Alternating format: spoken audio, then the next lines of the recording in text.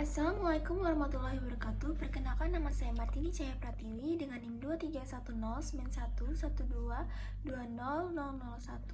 Di sini saya akan menjelaskan materi terkait organ reproduksi pada pria, lalu organ reproduksi pada wanita, beserta dengan fungsi seksualnya.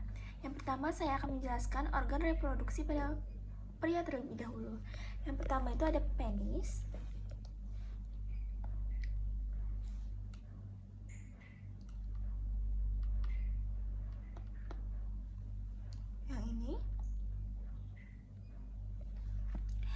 Penis adalah organ eksternal utama pada sistem reproduksi pria yang memiliki peran penting dalam fungsi seksual reproduksi dan eliminasi urin dari tubuh. Secara anatomi dan fisiologisnya, penis itu memiliki beberapa komponen dan fungsi utama.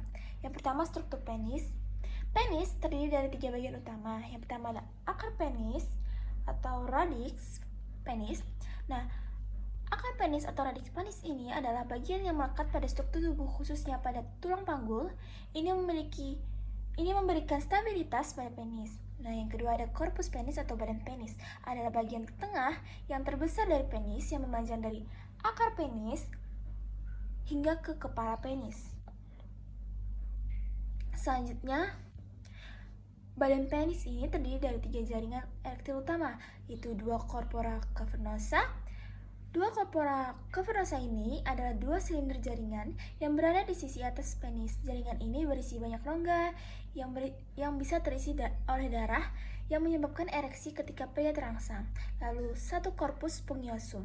Nah, 1 corpus spongiosum ini adalah jaringan yang mengelilingi uretra dan membentuk bagian bawah kepala penis, serta jaringan ini juga mengandung ruang-ruang yang bisa terisi oleh darah.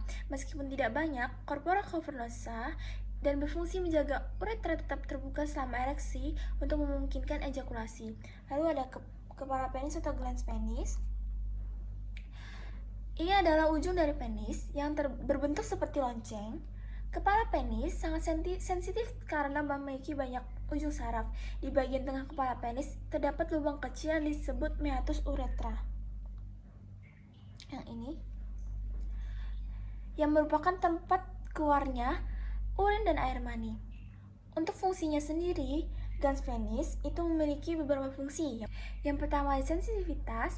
Glans penis adalah bagian yang paling sensitif dari penis karena memiliki banyak ujung pada sarafnya. Sensitivitas ini sangat penting dalam proses stimulasi seksual karena rangsangan pada glans dapat memicu ereksi dan orgasme. Lalu yang kedua ada pengantaran pada sperma. Nah, selama ejakulasi, air mani yang mengandung sperma keluar dari meatus uretra yang terletak di glans penis. Posisi glans yang berada di ujung penis memungkinkan untuk berfungsi sebagai ujung pengantar sperma langsung ke dalam saluran reproduksi wanita selama berhubungan seksual. Lalu yang terakhir ada pengeluaran urin. Nah, selain berperan dalam reproduksi, glans penis juga memiliki bagian dari sistem ekskresi pada pria. Urin yang disimpan di kandung kemih itu dikeluarkan melalui uretra dan dikeluarkan dari tubuh melalui meatus uretra yang berada di glans penis. Lalu, fungsi penis itu ada beberapa. Yang pertama untuk ereksi. Ereksi adalah kondisi di mana penis menjadi keras dan membesar karena terisi oleh darah. Lalu ada ejakulasi, adalah proses di mana air mani atau cairan yang mengandung sperma itu dikeluarkan dari tubuh melalui sistem uretra di dalam penis. Nah, ejakulasi biasanya itu terjadi pada puncak gairah seksual yang dikenal sebagai orgasme. Nah, air mani itu diproduksi oleh testis, yang ini testis, dan kelenjar aksesori seperti prostat dan vesicula seminalis, kemudian dikeluarkan melalui penis selama ejakulasi. Lalu yang terakhir ada buang air kecil. Selain berfungsi sebagai reproduksi, penis juga memiliki peran dalam sistem ekskresi. Nah, uretra yang berada di dalam penis itu membawa urin dari kandung kemih dan mengeluarkannya dari tubuh melalui meatus uretra.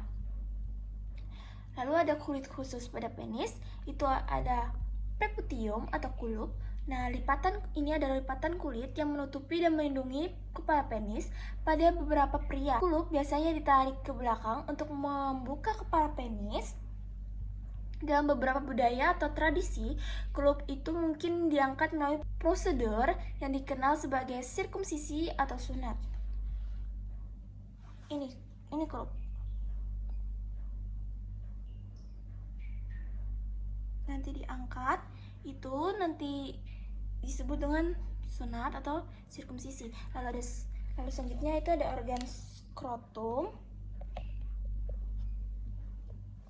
Ini adalah kantung kulit yang terletak di luar tubuh di bawah penis. Skrotum itu sendiri terdiri dari 2 bagian. Masing-masing bagian mengandung 1 testis. Ini yang melindungi testis. Skrotum juga mengandung beberapa struktur lainnya seperti epididymis, tempat penyimpanan dan pematangan sperma, dan sebagai vas deferens atau saluran sperma. Lalu secara anatomisnya, skrotum terbuat dari beberapa lapisan termasuk kulit luar, jaringan otot polos yang disebut otot dartos, dan jaringan ikat yang membentuk lapisan yang memisahkan kedua testis dan skrotum. Lalu untuk fungsi utama skrotum sendiri itu ada beberapa. Yang pertama adalah regulasi suhu testis. Salah satu fungsi utama skrotum adalah untuk mengatur suhu testis agar berada pada suhu optimal untuk memproduksi sperma yang biasanya sedikit lebih rendah daripada suhu tubuh inti, sekitar 34-35 derajat Celcius. Nah, suhu yang terlalu tinggi dapat menghambat produksi dan kualitas sperma. Untuk skrotum sendiri itu memiliki mekanisme untuk mengatur suhu ini. Yang pertama ada kontraksi otot dartos. Ketika suhu lingkungan dingin, otot dartos pada skrotum itu akan berkontraksi, menarik skrotum dan testis lebih dekat ke tubuh untuk mendapatkan kehangatan. Lalu yang kedua ada relaksasi otot dartos. Nah, saat suhu lingkungan panas, otot dartos itu akan rileks, menyebabkan skrotum yang menggantung jauh dari tubuh untuk mendinginkan testis. Lalu fungsi yang kedua itu perlindungan testis. Nah, skrotum sendiri itu berfungsi sebagai kantung pelindung yang menjaga testis dari cedera fisik. Kulit skrotum yang tebal dan lapisan ototnya yang membantu melindungi testis dari dampak luar. Skrotum itu juga melindungi testis dari gesekan dan benturan selama aktivitas fisik. Lalu ada penyimpanan testis dan struktur pendukungnya. Nah, skrotum itu menampung testis dan struktur-struktur lainnya yang mendukung produksi dan pengangkutan sperma seperti epididymis dan bagian dari vas deferens. Penyimpanan ini sangat penting untuk fungsi reproduksi pria. Untuk organ selanjutnya itu ada testis. Ini testis. Nah, testis itu adalah sepasang kelenjar berbentuk oval yang terletak di dalam skrotum, kantung kulit yang menggantung di luar tubuh di bawah penis. Nah, untuk ukuran testis sendiri itu bervariasi, tetapi umumnya panjangnya sekitar 4-5 cm dengan lebar 2-3 cm dan beratnya sekitar 15-25 gram per buah. Untuk lapisannya sendiri, testis dilapisi oleh beberapa jaringan termasuk tunica vaginalis. Nah, lapisan luar yang merupakan bagian dari membran selosa, lalu tunica albuginea, lapisan dalam yang lebih tebal dan berserat yang membungkus dan melindungi testis. Lalu ada lobulus dan tubulus seminiferus. Di dalam testis itu terdapat sekitar 200-300 lobulus yang masing-masing mengisi tubulus seminiferus, yaitu saluran-saluran kecil dan berkelok-kelok tempat produksi sperma terjadi. Tubulus ini merupakan tempat utama spermatogenesis, proses pembentukan sperma. Untuk testis sendiri memiliki beberapa fungsi utama. Yang pertama, sebagai produksi sperma atau spermatogenesis. Fungsi utama testis adalah produksi sperma. Sel reproduksi pria berproses ini dikenal sebagai spermatogenesis dan terjadi di dalam tubuh seminiferus.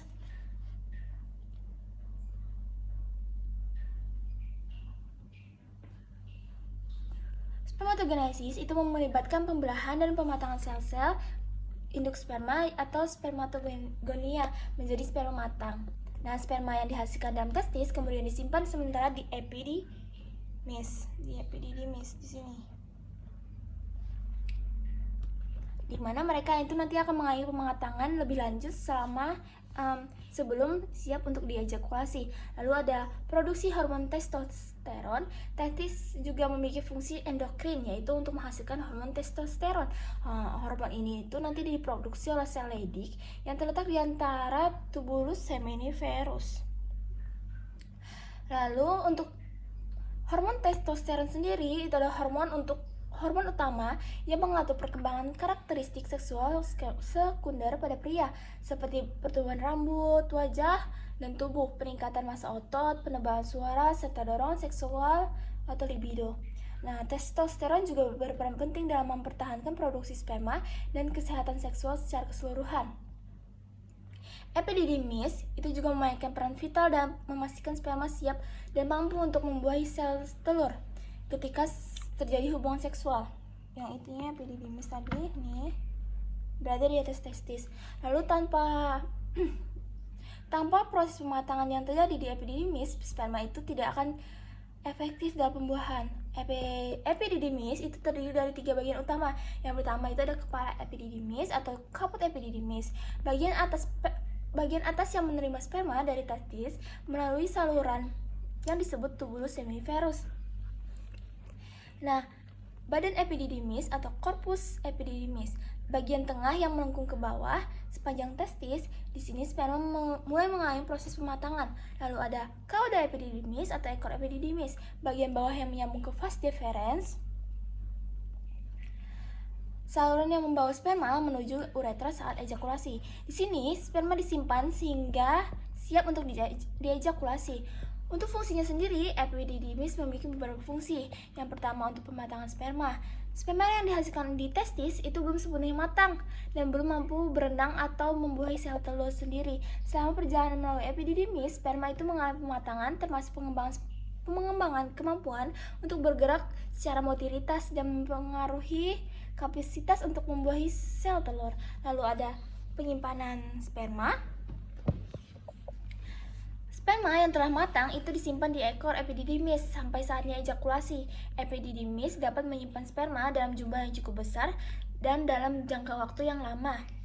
Lalu ada transportasi sperma. Selama ejakulasi, otot-otot di sekitar epididymis itu dan vas deferens itu akan berkontraksi dan mendorong sperma dari epididymis ke vas deferens dan selanjutnya menuju uretra untuk dikeluarkan dari tubuh melalui penis. Lalu selanjutnya ada ductus deferens. Organ selanjutnya ada ductus deferens. Ini atau vas deferens adalah saluran panjang yang menghubungkan epididymis atau tempat penyimpanan dan pematangan sperma tadi dengan ductus ejaculatorius. Ini ductus ejaculatorius. Untuk mengangkut sperma dari epididymis ke uretra saat ejakulasi. Nah, saluran ini merupakan bagian penting dari sistem reproduksi pria. Lalu ada glandula gluboterales. Itu adalah 2 kelenjar kecil yang terletak di dekat dasar penis, tepat di bawah prostat. Kelenjar ini menghasilkan cairan lubrikan yang disebut pre-ejakulasi yang membantu melumasi uretra dan netralisasi asam di dalam uretra sebelum ejakulasi. Cara ini juga berfungsi untuk mempermudah perjalanan sperma selama ejakulasi. Lalu ada ductus ejaculatori yang ini. Nah, saluran ini yang terbentuk dari pertemuan antara ductus deferens atau saluran yang mengangkut sperma dan saluran dari kelenjar prostat.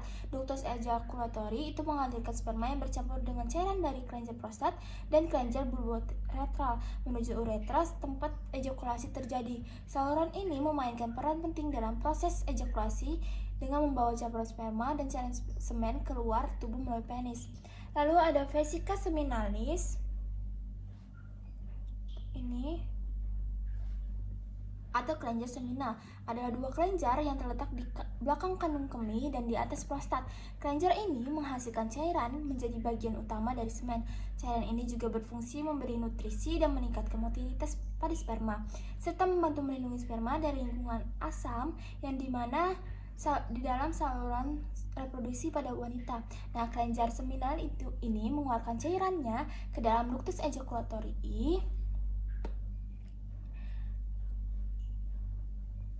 yang kemudian bercampur dengan sperma sebelum ejakulasi. Lalu selanjutnya itu ada uretra.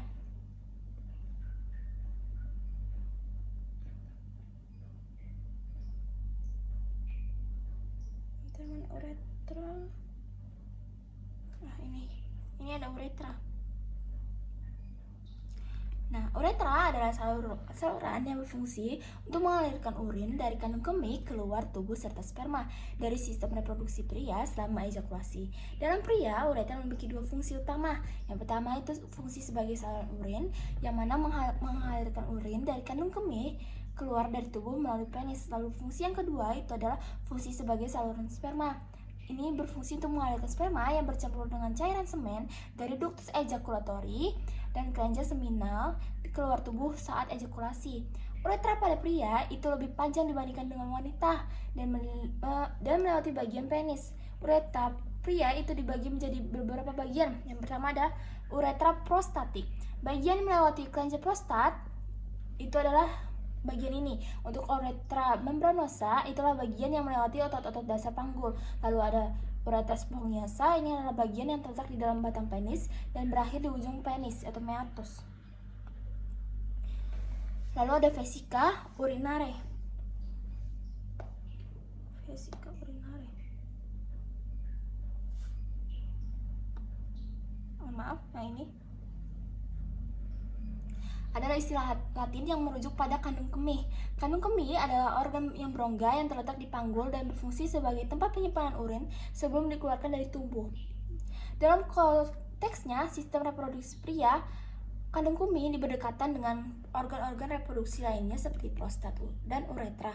Beberapa fungsi penting dari kandung kemih sendiri itu berkaitan dengan sistem reproduksi pada pria. Yang pertama itu ada penyimpanan urin. Nah, penyimpanan urin yang diproduksi oleh ginjal sebelum dikeluarkan melalui uretra. Lalu yang kedua itu perannya dalam ejakulasi. Selama ejakulasi, kandung kemih harus menutup katup internalnya, yaitu sphincter vesicae, untuk mencegah campuran sperma dan urin memasuki kandung kemih. Lalu kandung kemih dan organ reproduksi pada pria itu bekerja sama untuk mengolah dan mengeluarkan produk tubuh dengan cara terkoordinasi. Selanjutnya, saya akan menjelaskan organ reproduksi pada wanita.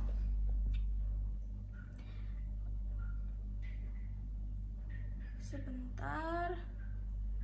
Oke. Yang pertama itu ada vagina. Vagina adalah saluran otot yang menghubungkan vulva atau bagian luar dari organ genital pada wanita dengan rahim. Nah, vagina ini memiliki beberapa fungsi penting dalam proses reproduksi dan seksualnya. Fungsi seksual vagina yaitu pada saluran persalinan. Selama proses melahirkan, vagina berfungsi sebagai saluran melalui mana bayi keluar dari tubuh si ibu. Nah, yang kedua ada hubungan seksual. Vagina adalah tempat di mana penis memasukkan selama hubungan seksualnya. Ini juga berfungsi sebagai saluran untuk ejakulasi sperma ke dalam rahim. Lalu ada penyaluran menstruasi.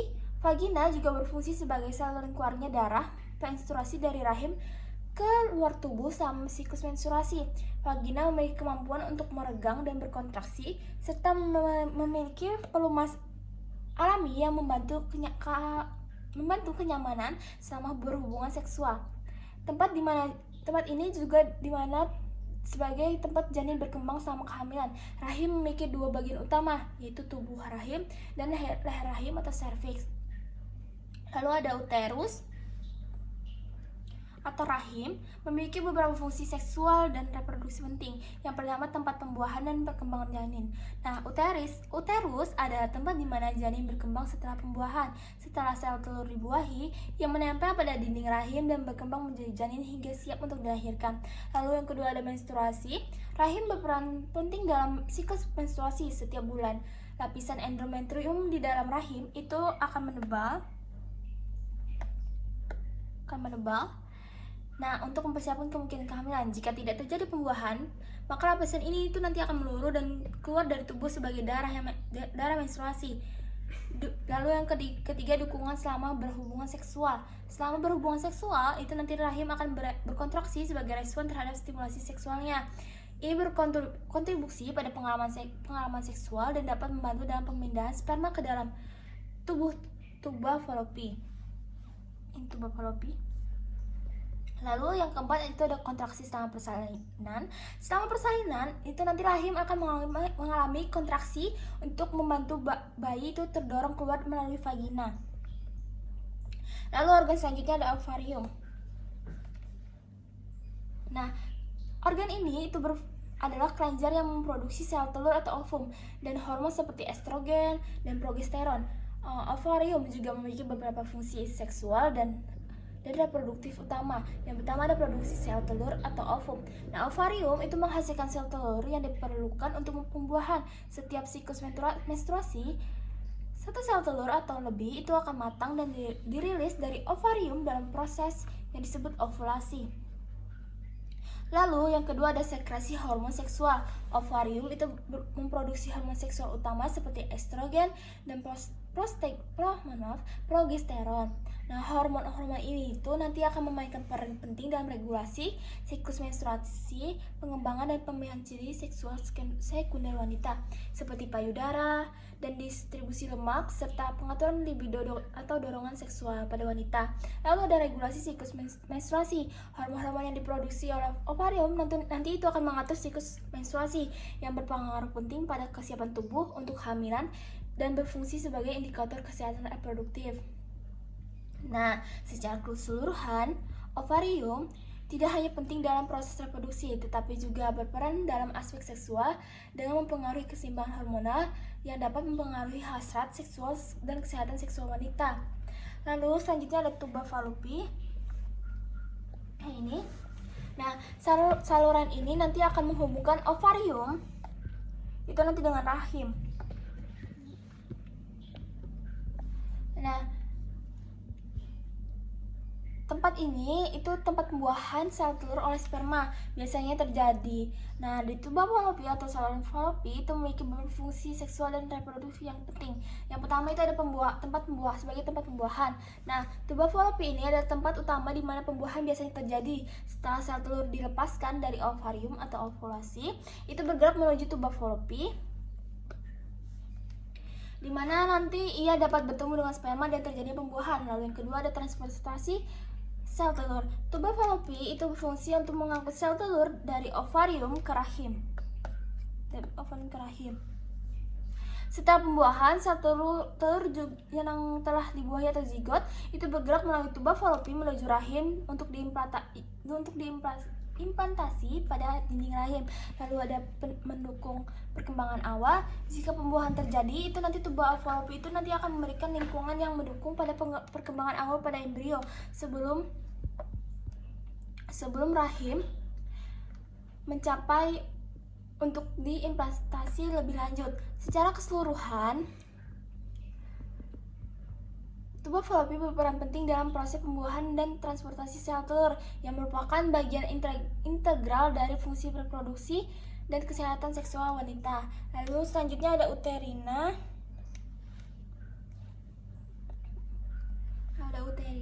Adalah istilah yang merujuk pada segala sesuatu yang berhubungan dengan rahim atau uterus.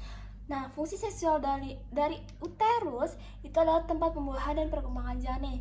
Uterus adalah tempat di mana janin berkembang setelah pembuahan. Setelah sel telur dibuahi oleh sperma, ia menempel pada lapisan endometrium di rahim dan berkembang menjadi janin hingga siap untuk dilahirkan. Lalu yang kedua menstruasi. Sama siklus menstruasi, lapisan endometrium ini di rahim ini nanti akan menebal dan mempersiapkan kemungkinan kehamilan. Jika tidak terjadi pembuahan, lapisan ini akan meluruh dan dikeluarkan sebagai darah dan menstruasi. Lalu ada kontraksi selama persalinan. Nah, selama persalinan, rahim ini nanti akan mengalami kontraksi yang membantu mendorong bayi keluar melalui saluran lahir atau vagina. Lalu mendukung fungsi seksualnya, itu selama berhubungan seksual, rahim nanti dapat mengalami kontraksi sebagai respon terhadap stimulasi seksual, dan posisi serta orientasi rahim berkontribusi pada pengalaman seksual secara keseluruhan.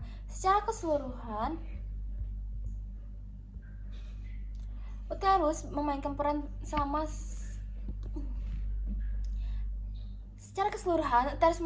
sentral dalam proses reproduksi dan memiliki fungsi penting untuk mendukung kesehatan seksual dan reproduksi wanita. Organ selanjutnya adalah simfisis pubis. Simfisis pubis ini adalah sendi yang menghubungkan dua tulang pubis di bagian depan panggul. Ini adalah sendi cartilaginosa yang terdiri dari cartilaga fibroelastica dan memiliki sedikit gerakan yang memungkinkan fleksibilitas dan stabilitas panggul. Fungsi seksual simfisis pubis itu yang pertama adalah fleksibilitas pada panggul. Selama berhubungan seksual, terutama pada posisi yang melibatkan pergerakan panggul, simfisis pubis nanti akan memberikan fleksibilitas dan dukungan pada panggul. Ini memungkinkan pergerakan yang diperlukan untuk berbagai posisi seksual. Nah, dukungan selama persalinan, selama kehamilan dan persalinan, simfisis pubis ini nanti akan mengalami sedikit peningkatan dalam mobilitas untuk memungkinkan terjadinya ekspansi panggul yang penting saat melahirkan. Proses ini membantu memberikan ruang yang cukup untuk bayi melewati saluran lahir. Lalu yang ketiga ada keseimbangan dan stabilitas. Nah, simfisis pubis ini nanti akan berperan dalam menjaga kestabilan dan keseimbangan panggul yang penting untuk kenyamanan selama beraktivitas seksual dan mencegah rasa tidak nyaman akibat posisi atau gerakan tertentu. Secara keseluruhan, simfisis pubis itu mendukung stabilitas dan fleksibilitas panggul dan berkontribusi pada pengalaman seksual dan persalinan yang lebih nyaman. Lalu ada mons pubis. Ini adalah bagian dari organ genital eksternal pada wanita yang terletak di atas tulang pubis. Ini adalah daerah yang berbentuk seperti kubah yang ditutupi oleh rambut kemaluan setelah pubertas. Nah, mons pubis ini juga terdiri dari jaringan lemak. Nih, ada kuning-kuning kan, jaringan lemak dan jaringan ikat yang melindungi tulang pubis di bawahnya. Nah, fungsi seksual dari mons pubis sendiri itu ada beberapa. Yang pertama itu adalah melindungi dan perlindungan. Nah, mons pubis ini itu nanti akan melindungi area tulang pubis dan struktur internal yang lebih sensitif dari benturan langsung atau tekanan, terutama setelah lama beraktivitas fisik dan berhubungan seksual. Lalu ada stimulasi seksual, meskipun tidak mengandung banyak ujung saraf, tetapi mons pubis itu dapat berkontribusi pada rangsangan seksual ketika terkena sentuhan ringan atau ketika disertai dengan stimulasi pada daerah sekitarnya. Lalu ada estetika dan identitas seksual. Nah, mons pubis itu berperan dalam estetika organ genital eksternal dan sering dianggap sebagai bagian dari penampilan seksual yang dapat mempengaruhi persepsi diri dan kepercayaan diri dalam konteks berhubungan seksual. Lalu ada klitoris. Yang ini klitoris. Nah, klitoris ini berbentuk seperti kacang yang terletak di bagian di depan vulva, di atas lubang vagina dan di bawah tulang pubis. Nah, klitoris itu sendiri terdiri dari jaringan erektil yang sangat sensitif dengan banyak ujung saraf dan memiliki struktur yang lebih besar di dalam tubuh daripada terlihat secara eksternalnya. Nah, fungsi seksual klitoris sendiri itu ada beberapa. Yang pertama, stimulasi seksual. Pada klitoris itu pusat utama rangsangan seksual pada wanita. Sensitivitasnya itu sangat tinggi dari klitoris, membuatnya sangat responsif terhadap berbagai jenis stimulasi, baik langsung maupun tidak langsung. Lalu yang kedua ada orgasme.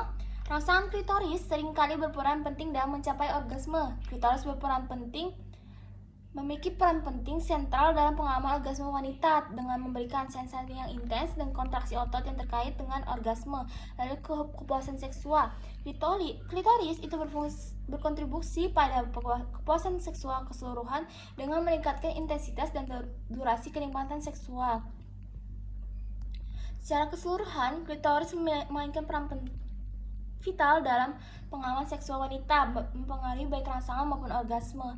Lalu selanjutnya ada ostium vaginae. Ini adalah istilah medis yang merujuk pada pembukaan atau lubang vagina. Ini adalah pintu masuk utama ke dalam vagina yang terletak di bagian depan vulva dan di bawah uretra. Nah, fungsi seksual untuk ostium vagina sendiri adalah yang pertama adalah jalur masuk yang berfungsi sebagai jalur masuk untuk penis selama berhubungan seksual. Ini memungkinkan penetrasi yang merupakan bagian dari awal seksual. Lalu yang kedua adalah pengeluaran menstruasi. Nah, ostium ini itu merupakan jalur keluarnya darah menstruasi dari rahim selama siklus menstruasi. Lalu yang ketiga itu ada persalinan. Selama persalinan, ostium vaginae itu menjadi saluran utama melalui mana bayi itu nanti akan keluar dari rahim melewati vagina. Lalu ada stimulasi seksual. Meskipun tidak memiliki banyak saraf, area ini di sekitarnya itu ada, dan dinding vagina dapat merespons stimulasi seksual, berkontribusi pada pengalaman seksual secara keseluruhan. Lalu ada labia minora. Yang ini. Itu adalah sepasang lipatan kulit yang terletak di dalam labia majora.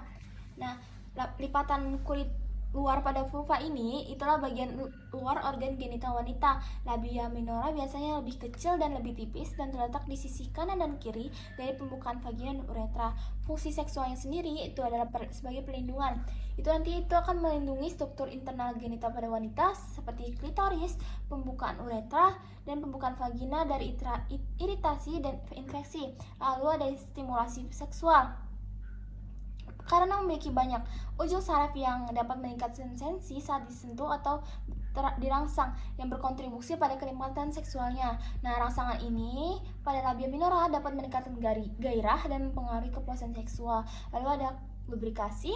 Nah, setelah stimulasi seksual atau foreplay, itu nanti kelenjar yang terdapat di labia minora itu dapat mengeluarkan pelumas alami yang membuat mengurangi gesekan dan meningkatkan kenyamanan selama berhubungan seksual. Lalu ada estetika seksual. Itu juga labia minora itu juga berperan dalam fungsi tersebut yang dapat mempengaruhi persepsi diri dan kepercayaan diri dalam konteks seksual. Lalu ada labia majora. Nah, untuk labia majora sendiri itu adalah sepasang lipatan kulit yang terletak di bagian luar dari vulva di atas labia minora. Di sini. Nah, labia majora ini biasanya lebih besar dan lebih tebal dan memiliki banyak kelenjar keringat dan minyak yang memberikan perlindungan serta pelumas alami. Untuk fungsi seksualnya sendiri itu sama, itu sebagai perlindungan. Nah, kalau untuk fungsinya itu untuk melindungi bagian struktur internal pada organ genital wanita, termasuk labia minora, klitoris, dan pembukaan vagina, untuk melindungi dari iritasi dan infeksi. Lalu ada stimulasi seksual juga. Labia majora juga memiliki ujung saraf yang dapat meningkatkan sensasi saat disentuh atau dirangsang. Stimulasi pada labia majora, terutama selama foreplay, itu dapat meningkatkan gairah seksual. Lalu ada pelumasan. Nah, kelenjar ini juga terdapat di labia majora yang mengeluarkan pelumas alami yang membantu mengurangi gesekan selama aktivitas seksual dan meningkatkan kenyamanan dan kenikmatan. Lalu ada estetika dan kepercayaan diri. Nah, labia majora juga berperan dalam fungsi tersebut yang dapat mempengaruhi persepsi diri dan kepercayaan diri dalam konteks seksual. Lalu ada fornix vagina. Yang ini, mohon maaf nih, yang ini bagian kecil ini. Nah, fornix vagina itu adalah bagian dari vagina yang membentuk lekukan atau celah di sekitar leher rahim atau serviks. Fornix vagina sendiri itu terdiri dari dua bagian, yaitu bagian anterior dan posterior. Untuk bagian anterior itu bagian depan dari fornix yang terletak di sekitar serviks di sisi pada depan vagina. Lalu untuk posteriornya itu berada di belakang dari fornix yang terletak di sekitar serviks di sisi belakang vagina yang lebih dalam dan lebih luas dibanding fornix anterior. Untuk fungsi seksualnya sendiri itu ada beberapa. Yang pertama itu tempat penempatan sperma. Nah, pada saat berhubungan seksual, fornix vagina ini nanti akan sebagai area penampung awal untuk sperma. Sperma yang dapat berkumpul di area fornix itu nanti sebelum bergerak ke rahim melalui serviks. Lalu ada stimulasi seksualnya. Terutama untuk fornix posterior adalah area yang dapat terstimulasi selama berhubungan seksual. Stimulasi pada bagian ini tuh nanti akan meningkatkan kenikmatan seksual karena kedekatannya dengan serviks dan kemungkinan interaksi dengan penis dalam penetrasi. Lalu selanjutnya ada penyesuaian posisi seksual. Nah, ini juga berperan dalam fungsi tersebut. Dari orientasi vagina setelah berhubungan seksual, membantu memberikan pengalaman seksual yang lebih nyaman dan memuaskan. Lalu ada rektum. Ini rektum. Lalu ada rektum yang ini. Nah, ini adalah bagian dari usus besar yang terletak di bawah sigmoid dan sebelum anus. Ini berfungsi sebagai tempat penyimpanan sementara untuk feses sebelum dikeluarkan dari tubuh melalui defekasi. Untuk fungsi seksual sendiri sama untuk stimulasi seksual, lalu berhubungan dengan prostat, lalu ada eksplorasi seksual, lalu ada cervix uterus. Yang ini. Nah, ini ada bagian bawah rahim uterus yang berhubungan dengan vagina. Ini ada struktur yang berbentuk seperti silinder yang berfungsi sebagai pintu masuk ke rahim dan memiliki beberapa peran penting dalam sistem reproduksi wanita. Untuk fungsi seksualnya sendiri itulah sebagai pintu masuk ke rahim, lalu ada stimulasi seksual juga, lalu ada pelindung dan penyesuaian.